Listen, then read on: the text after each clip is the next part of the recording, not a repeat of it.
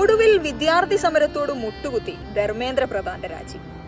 നെറികെട്ട രാഷ്ട്രീയം വെച്ചു നീട്ടുന്ന ന്യൂയിസൻസുകളെ ന്യൂസാക്കി മാറ്റി ചോര വാർന്നൊലിക്കുമ്പോഴും ആർത്തിയോട് അതിൽ മുങ്ങിത്തോർത്തി ചീഞ്ഞു നാറുന്ന ചത്ത രാഷ്ട്രീയ മനോധർമ്മത്തോട് സധൈര്യം സമരം ചെയ്ത് ഫാസിസ സിംഹാസനങ്ങളിൽ വിള്ളൽ വീഴ്ത്തി ഇന്ത്യയുടെ ജനാധിപത്യ പ്രൗഢിയെ തിരികെ തന്നിരിക്കുകയാണ് ഇന്ന് തലമുറ.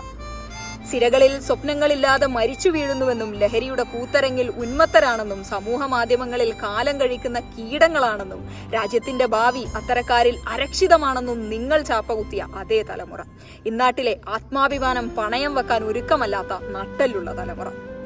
നാവനക്കാതെ ഞങ്ങൾ പറയുന്നതനുസരിച്ച് പഠിച്ചു ജീവിച്ചു പോയിക്കൊള്ളണമെന്ന തീട്ടൂരങ്ങൾക്ക് ഇനി ആഴിയിൽ വിശ്രമിക്കാം.